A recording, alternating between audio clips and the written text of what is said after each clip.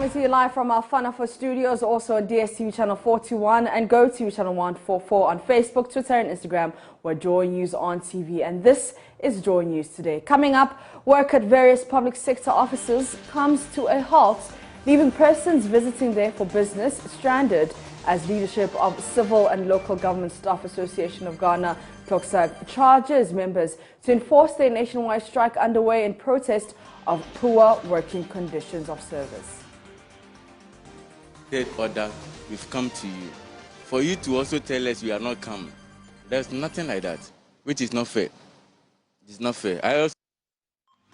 We'll bring you the latest. Also in this bulletin, some residents of Nima demand operationalization of a community police post thought to bring some sanity into the community and reduce incidents of crime in the area.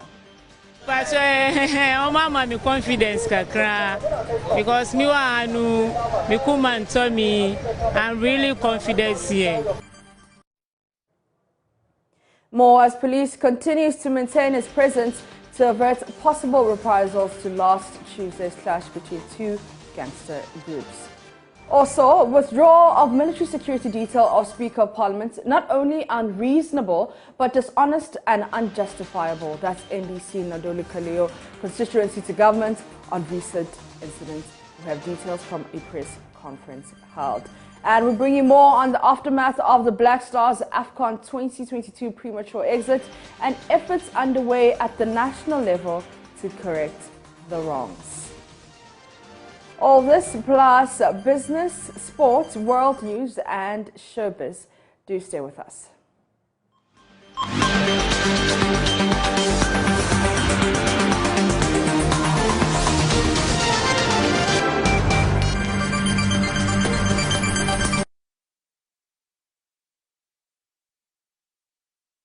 Thank you for staying with us. Now let's settle for the details. Several persons visiting various public sector offices to transact business today have been left stranded. This is because the Civil and Local Government Staff Association of Ghana, TOCSAG, is on strike. At the Registrar General's Department this morning, Joy News' Anasmani caught up with some of the disappointed clients who have been sharing their frustration with the news team. Actually, we went to the rent control office. We were there to summon someone, but we were given today to come to the office. Okay. But we didn't have any message that they would do not be working or there will be a strike. But we got there and we saw that they are not at the office, they are not working. So I'm here to help my brother to do some inquiries here. Okay. And also, as we are here the place is open because of the strike that is going on. There's nothing to do now, just to go back home because the day is already wasted because I should have gone to work. But since I was told to come to the office for the sermon, so there's nothing to do, just to go back home and have some rest. They even took our number, and at least they are supposed to even call us to tell us that they are not even coming. Okay. You get me? Yeah. But no call, nothing, no message, nothing. So it's like we don't know what we have to. Get me? We have respected order. We've come to you. For you to also tell us we are not coming. There's nothing like that, which is not fair. It's not fair. I also came here to register a business and look at what is happening. At least for this place, they have a notice, at least. But over there, no notice, nothing. Not even a phone call.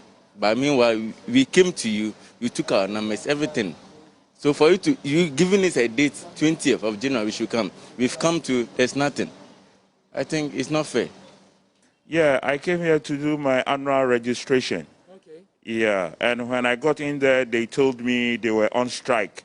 But fortunately for me, I met a lady and she told me I should go online and I should try.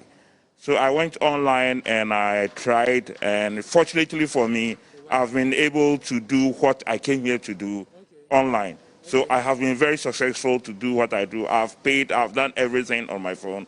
I don't have any issues. So I think when people are told to go online or they know the process in going online to do their work, I think some of them, if not all, some of them will be able to go through. So you have managed to go through the process. Yes. You have renewed your business, yes. and your business for today is done. It's done. It's done. It's done. Completely done. In the Central Region, however, leadership of the association has been moving around offices, psyching its members on the need to stay. They will not back down until their demands are met. Kojoko has more. The Civil and Local Government Staff Association of Ghana made reference to the circular issued by the National Executive Council of CLOCSAC announcing the industrial action on the 20th of January. At the Regional Executive Council meeting, the Regional Executive Council discussed the worsening conditions of their members and the failure of the employer to address the plight of its members. Central Regional Secretary of CLOCSAC, Alhaji Apam Nuhu, indicated they have resolved that until their demands are met, none of their members should defy the orders of the association and go to work. In as much as we do have unconditional confidence in our national leadership, we wish to caution that the overly patient nature of our members should not be taken for granted, and therefore charges the National Executive Council to be resolute and resilient in championing the fight for better conditions of service. The Regional Executive Council further resolves that the strike action, when commenced, shall not be called off until the demands have been met. Members are urged to be steadfast and not to kowtow to any form of persuasion or threat from anyone or authority to report to work. The indefinite strike begins on Thursday. Reporting for Joy News, Richard Kwejenyako, Cape Coast.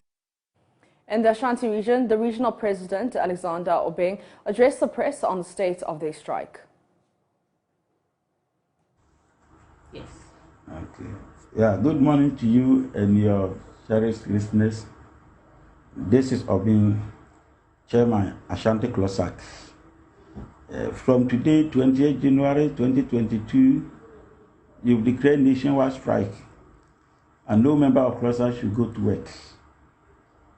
When you say CLOCSAC members, they comprise those who are working at MMDs, that's the assemblies, there is assemblies, and those who are the department agencies, those who are working at the ministries, those who are working at the Regional Coordinating Council, those who are working at the Office of Presidents, those who are working at the Controller. They are all our members, and we said they should not go to work until our grievances is what addressed by government. That's what we are telling our members now. So what happens if some of them go and then what do you seek to achieve with all of this? Oh, we have a negotiation with government concerning our condition of services. Yes, government agreed to it and they sent it to Ministry of Finance for advice and implementation. Since 2019 up to today, as I'm talking to you, you've not heard anything from Ministry of Finance. And all the attempt to push them to say something to us has always been fatal. And for that matter, we are going on strike today. We sent a notice of strike since December 22nd. Government did not bother to say anything. That's why we are on strike today. And all that I'm telling our members is that they strike for their own good. Yes, for their condition of service, for their pensions. So nobody should fear anybody. There shouldn't be any intimidation from anywhere. They should sit down, stay home until they hear from the national executive that today or tomorrow we are going back to work. Other than that, nobody should go to work. What would be your next line of action if in the next few days you still don't see anything from the government? The next line of action, they should continue to stay home until we hear something from the government. If even today government calls us and sit down with us, we are ready to go. Yes. So they are in the house until we hear something from our employer, with the government. All right, let's go to Prince Apia. He's in the Ashanti region and joins us live with more. Prince, so we heard the president. How about president visiting the various offices to transact business? What have they been telling you? All right, let's come back to Accra, where some residents of Nima are demanding the operationalization of a police post in the community as part of efforts to reduce incidents of crime in the community. The call comes at the back of last Tuesday's clash between two gangster groups in the community, which left one person with gunshot wounds and many others injured. The Ghana Police Service has since beefed up security in the community, and according to the community members who spoke to Joy News Thursday morning, the presence of the police in the community gives them confidence for them to go back about their duties without fear. They, however, want the police post, which has been left unused for close to a year, to start working. They spoke to Manuel Kwanting. My confidence because me and Tommy, I'm really confident here, so I don't have any problem. So yesterday, a lot of you did not come to work. It was because you were scared of what? Yeah, because of the issue. That's why we couldn't come yesterday. Yeah. So are you expecting that the police will continue being here even as they continue? If only they will be here, we will be always be happy, because them to be here always. Let me speak to this woman who is also here. Madam, just speak to me. You seem to have a lot of confidence in the presence of the police here. Yes, I'm very confident. I want them to be here because the way our boys are behaving is not happy. We are not happy about it at all. So we need police confidence here. Okay, but tell me, they say that they are looking for more information from residents in the community. Are you willing to provide any information to the police? Oh no, even though I'm not staying here, I live here, I'm now at Medina, but I have a relative here. So the way they are doing at my gutter here, we don't like it. And we've seen that they've put in some container here that they want to bring police station here. Up to now, they didn't hear anything about them, they didn't say anything. But still, we want the police station to be here, so that maybe when they see police people here, they will have some fear with them small. So that what happened on Tuesday will not repeat itself? Yes, so that what happened on Tuesday will not repeat itself here in Mamobi here, and we are not happy at all. We Muslims, we are not like that. Our religion tells us peace. So it didn't tell us that we Muslim people, we are bad or what. No. And you talk about this police post, and we'll just give you a better view of this. What this container, we're told, was supposed to be a police post for the people here. But since it was brought, what we're learning is that it has not been operationalized.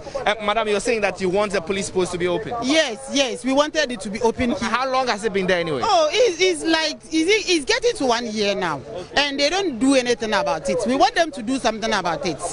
We want them to do something about it.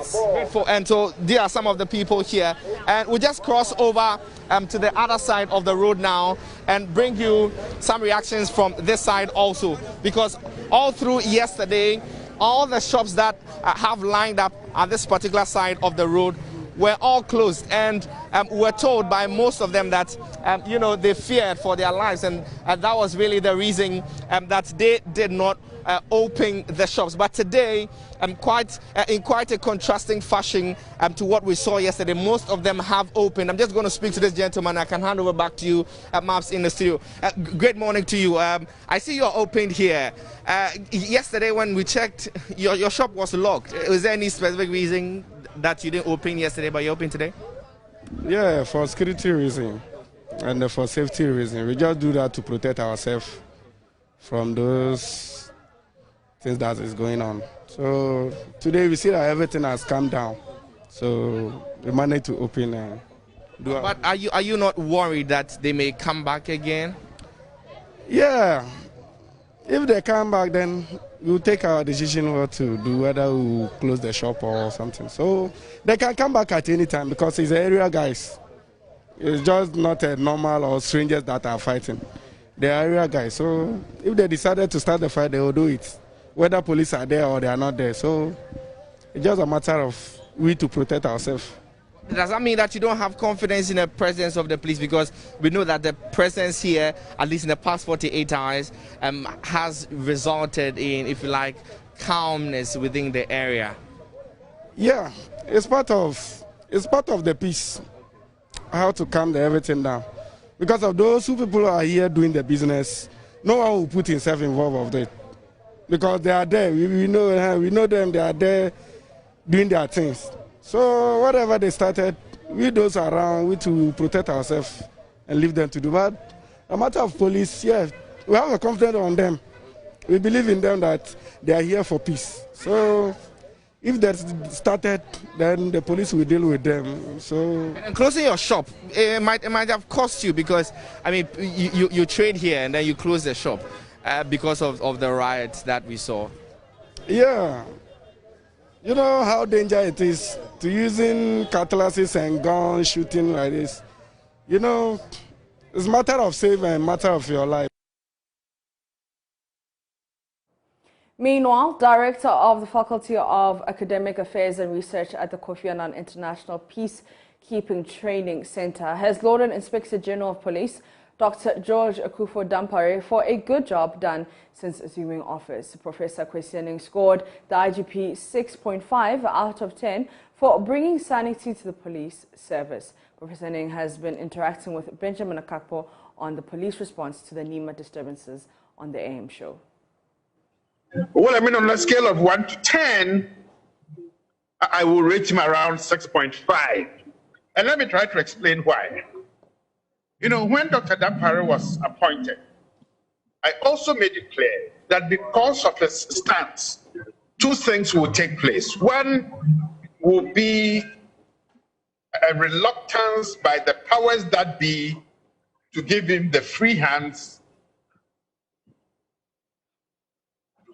Second will be his metal. Is Dr. Dampare strong and tough enough to take the fight to us? Or were we to take the fight to him, will he have the strength to push back?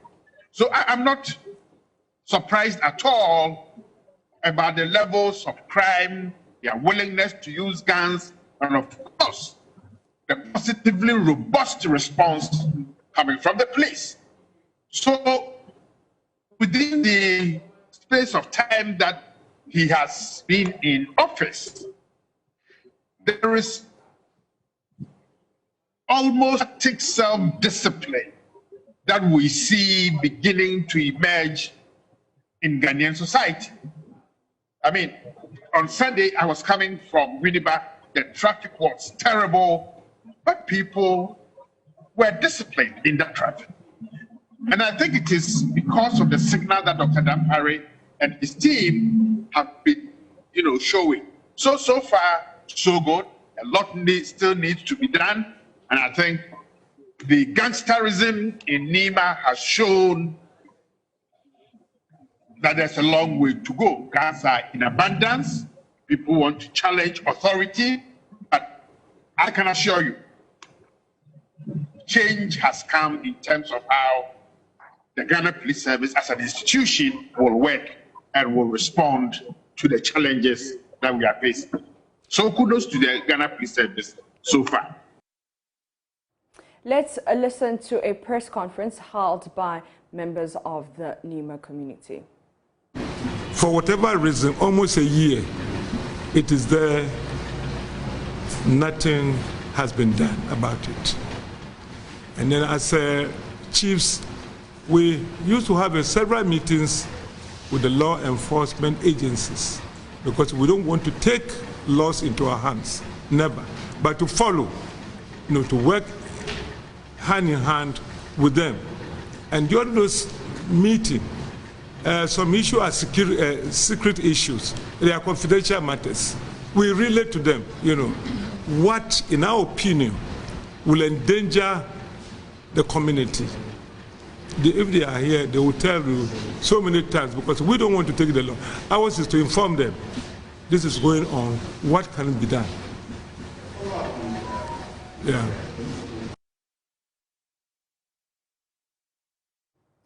All right, let's go back to our earlier story about the Klokstag strike, and Richard Kojoko is on the line. Richard, what can you tell me from the grounds? Well, so what I've been gleaning from the ground is that the municipal district and metropolitan assemblies are virtually empty. I've been to the regional coordinating council. I've been to the Cape Coast Metro Assembly, and then the commander at Negua for Ebrim Assembly. There are visibly no signs of activities there. People that did not know about the strike, they have been coming there, but when they come and they knock and there are no responses, they get back. And when you speak to them, they say that they didn't know about the strike. And so that is what has been happening. You know, yesterday there was a press conference and they indicated they were ripping the interest of their members in the actions they are taking. They say that until all the demands they have tabled before government have been met, they should not go back to the office. And so that is what is happening as far as the strike is concerned. All right, now let's go to the Ashanti region.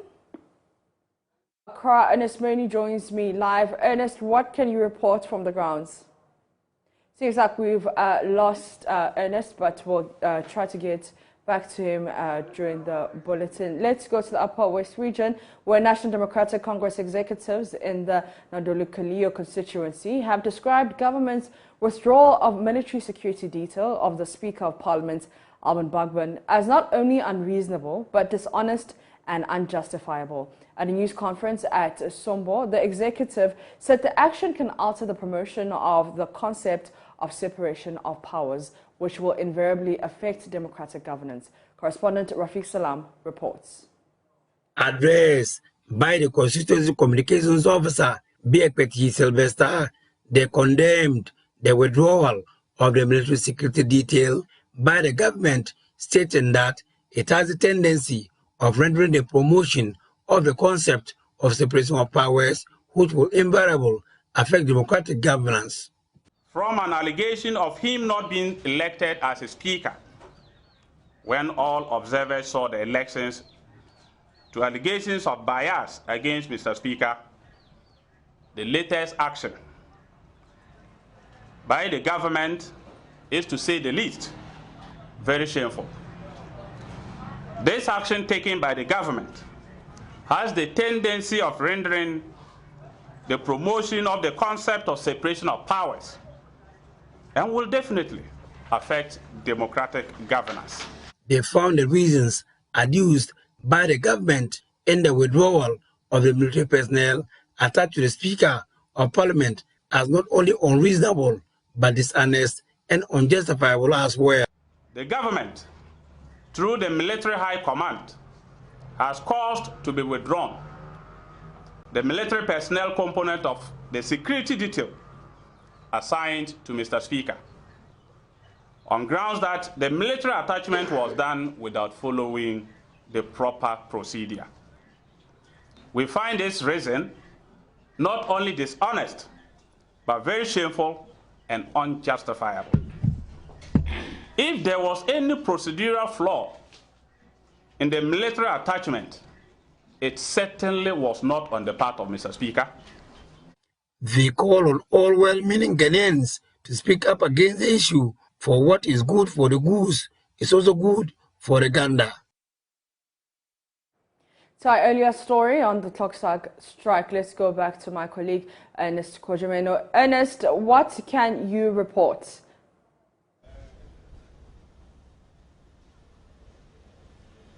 Well, Maps, we've been around a few departments and agencies, and the strike is largely being observed. We've been to the Finance Ministry, the Statistical Service, which shares the same building with the ministry. We currently are at the area that has the Ministry for Railways Development, the Sanitation Resources Ministry, as well as Works and Housing.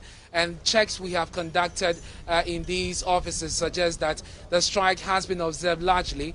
However, we know and we have picked up information that there are few staff who are on the ground in the offices, including chief directors who have been holding some meeting of a sort. But largely, the place is, the strike has been observed, and if you know the ministry's area, today is unusually quiet and less busy as you would find it on a normal day. It tells you that something is happening. And just down the road, we have the office of CLOCSAG, which is the union that is leading in this industrial action. They have, red flags hoisted all over. The works department is also here.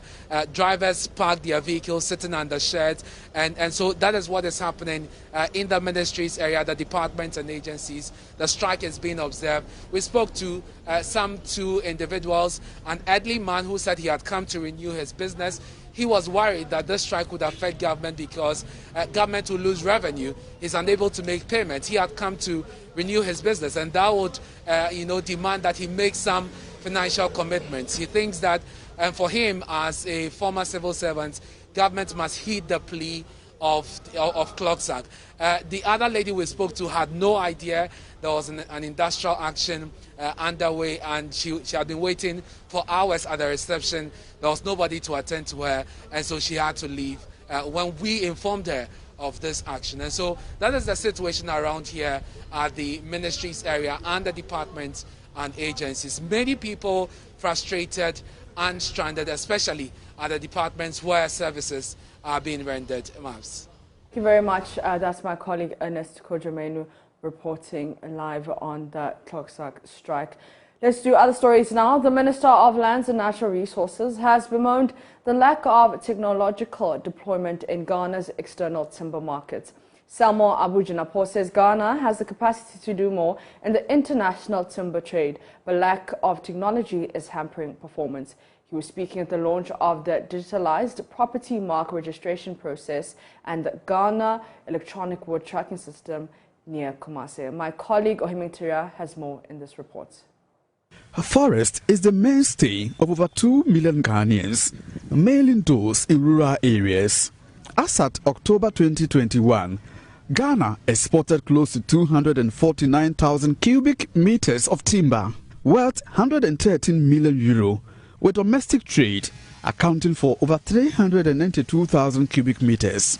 Ghana, between 2019 and 2020, exported a total of 526,613 cubic meters of timber, worth over 266 million euro. The domestic market accounted for 678,406 cubic meters within the same period. According to Samuel Abujinapo, though available data shows a remarkable improvement, Ghana has capacity to do better. Whereas the data shows a remarkable improvement in the sector over the years, we have the capacity and ability to do more.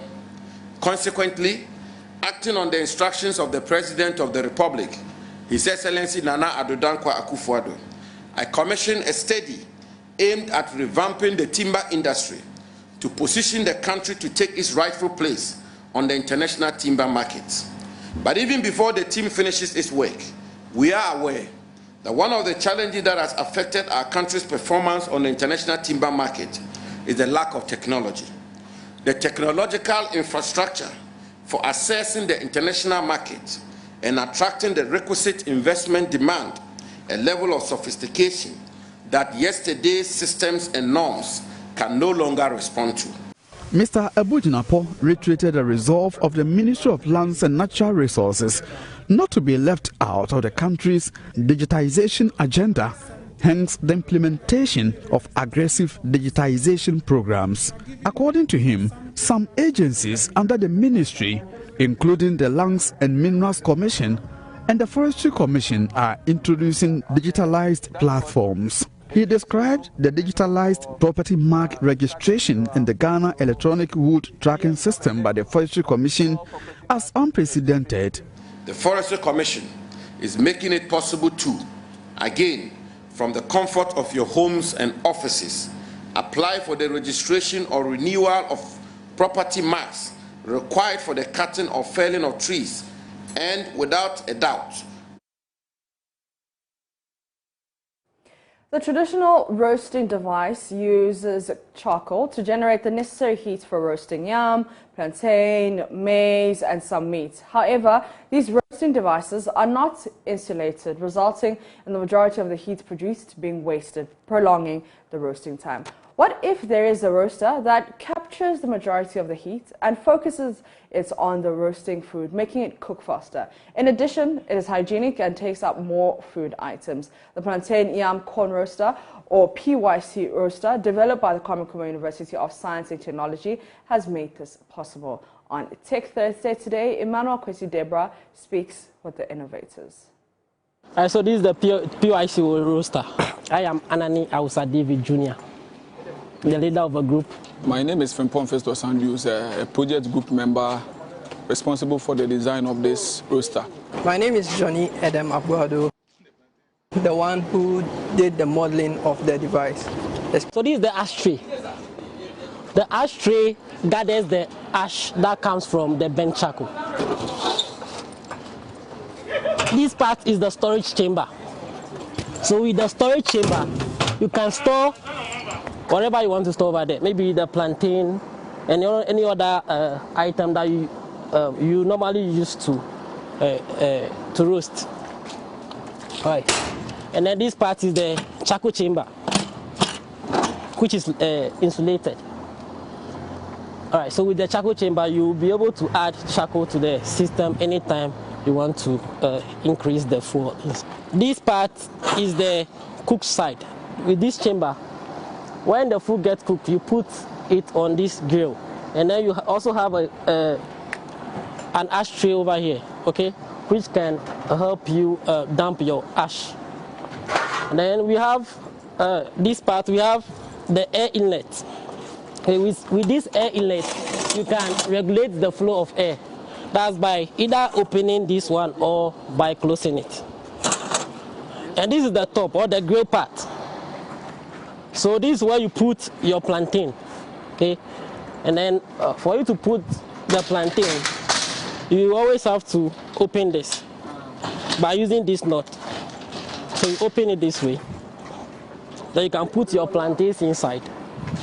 Maybe a minimum of 10 and a maximum of 12 in each chamber. So if you have 12, 12, 12, then that will give you a maximum of 36 or a minimum of 30 plantains. You're still watching Joy News Today. Up next is business.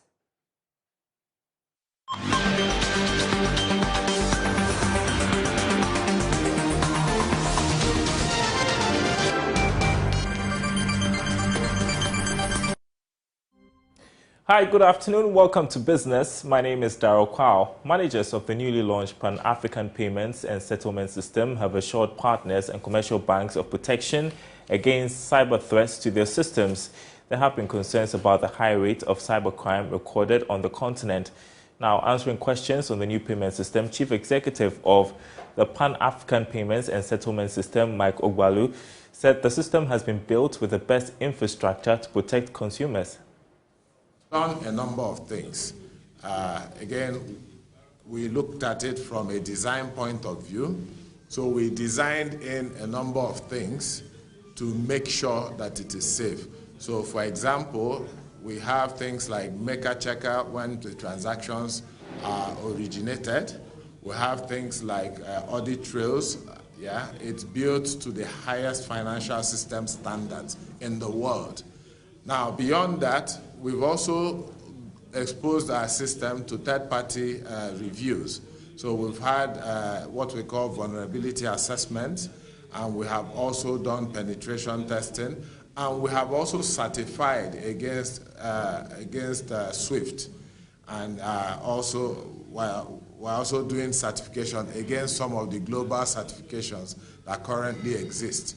So to that extent, we have every confidence that our system, from a design point of view and from an operations point of view, is actually hardened and in such a way that it's difficult to be able to compromise our system.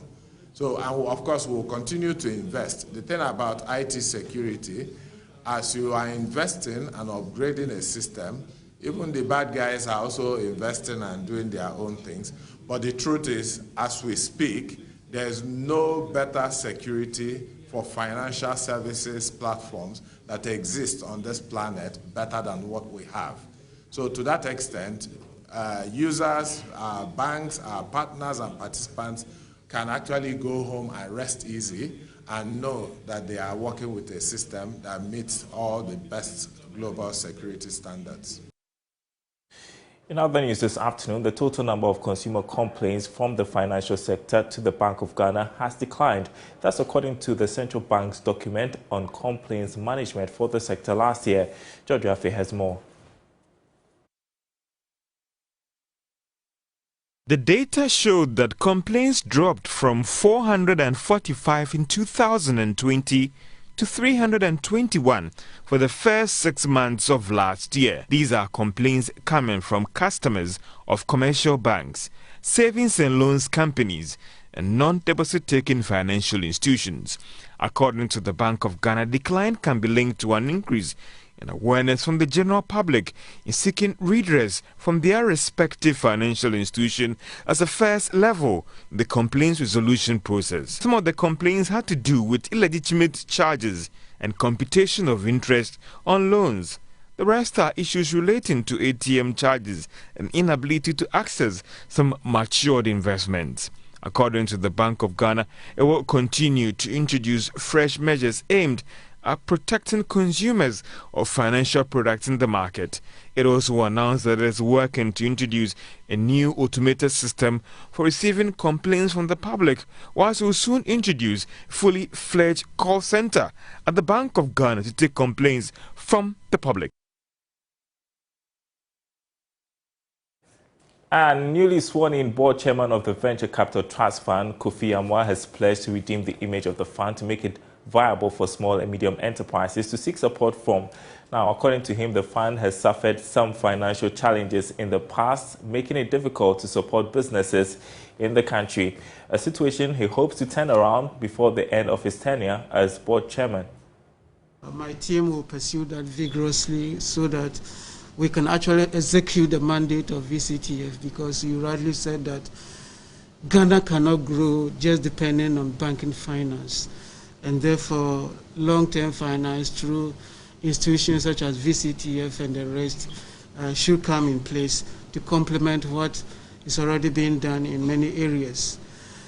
I therefore will say that on the back of that, we pledge to make sure that VCTF comes back on track in terms of its mandate supporting the SME sector, and I'll count on all members of the trustees board to make sure that we're rightly on track and we'll receive the commendation that you rightly have entrusted in us.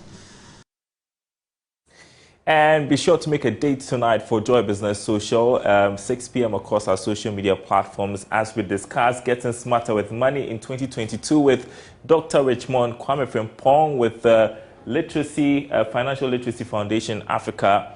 That's across our social media platforms tonight at 6. Don't miss it. Sports is coming up next.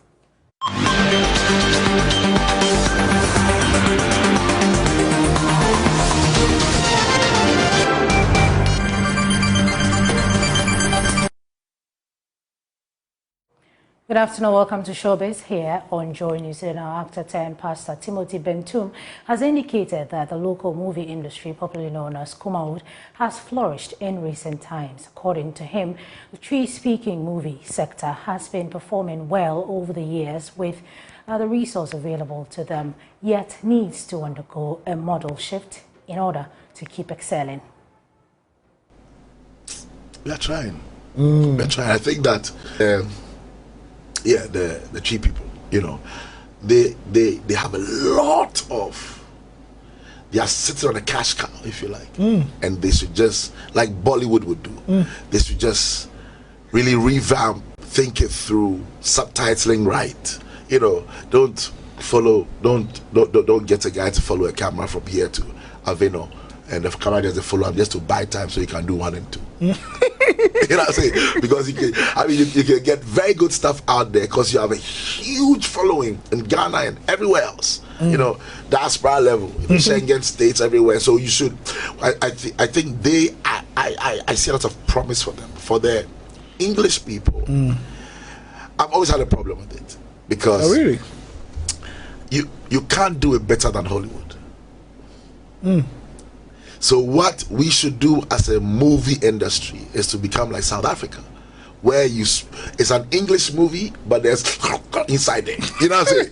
Yeah, they mix. Yeah, and then the subtitles. So you under G sell your culture as a people, and then that's what people want. People who are not Ghanaian want to see. The Ghanaians who are in the diaspora and stuff, they want say Jacko and laugh. They know English is there. They know what's but we should be able to marry it to make it right. So as to satisfy our local audience and also, endear the foreign audience to make it bigger. Have you all for showbiz here on Joy News Today, Maps? Thank you very much, Becky. That's how we end Joy News today. For more news, you can log on to myjoyonline.com. My name is Mapito Sibidi.